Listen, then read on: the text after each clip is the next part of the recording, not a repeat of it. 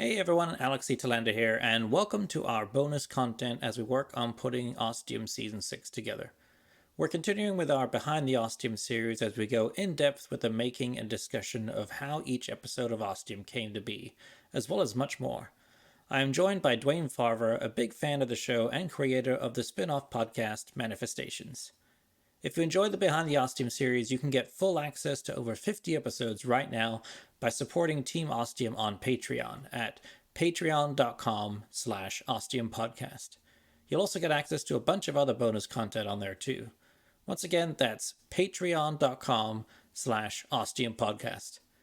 We'll continue working on getting Ostium Season 6 ready for release in 2022, but for now, sit back and enjoy another episode of Behind the Ostium. Welcome back to Behind the Ostium.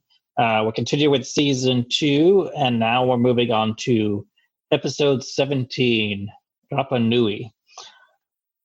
I've always had kind of a fascination for Easter Island and the Moai as just being these strange, giant-looking creations that, while there's a lot of amazing stuff around the planet, I feel like they really look like something different than most of the other stuff. So it feels almost inevitable that I would do an episode where our main characters would get taken to Easter Island. And this was a perfect opportunity to kind of do it. Again, I had a lot of fun kind of researching deep into the history of the culture there and the island.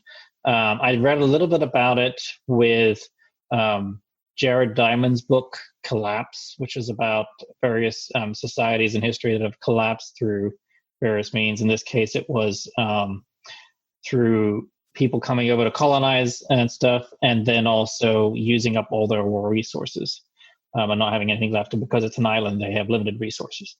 So with this, it was just really interesting going into the detail of what these statues were like, how they were created, what their potential history was, how they were revered by the original people.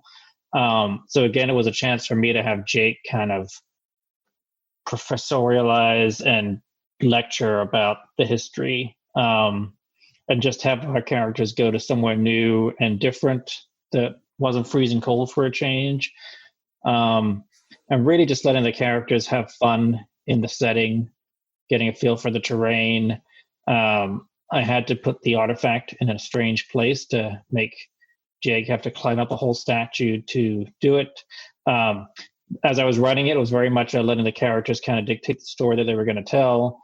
And so things were never easy for Jake, so he had to climb up the statue, find that little artifact on top that tied in with the history again and the culture, and then had problems getting down and fell. And then, of course, as always, Monica was there to save him and make sure he was okay. And then there was a little raunchy scene as they became close and intimate. And again, as you continue on in the rest of the season, you'll understand kind of she had a kind of another intention with what she was doing there too, to kind of make sure Jake was following in line and doing kind of what she wanted with her long-term goals. So again, it was a juxtaposition of the two of them juggling with what they wanted to do, and Jake being the one who's not really sure what's going on or what's going on with him or what's really happening, and Monica doing what she needed to do, basically. It was a shorter episode, I think, on the side, and just it got the point of that I didn't want to go too much into the same thing happening over and over again with an episode where it was an interesting episode with the history and story, but with the actual what Monica was trying to do and controlling Jake. I didn't want to keep repeating that over and over. So this was kind of like a kind of ending point or like a pinnacle point where after this, it was going to be something different after that. So that was always my intention with the episode. Jake, Dwayne, what you got for? No, I was gonna say it seemed like a nice twist, maybe not twist, but the way it transitions from the beginning of the season through this episode to the next episode and how the season ends. It was nice. I do enjoy the history lessons that are included in all the Ostium stories. mostly because I'm interested in most of the places that they go anyway. Right. But I just wrote down that there was one thing that I didn't realize, that Easter Island is called the navel of the world. I had never heard that. And I knew that the Moai were tall. I knew they were big, but I didn't know they were quite that big. Yeah, I mean, Wiki definitely helped in providing lots of details. I was like, oh, sure. cool, that's amazing. I'm going to put that all in, and Jake's going to spout it out because he would know that sort of junk. It also gave me a chance to make Chris have to, pronounce some hard to speak language. That was fun too. There's actually, I'm pretty sure there's an outtake on the Patreon with him garbling through some of it and having trouble with it.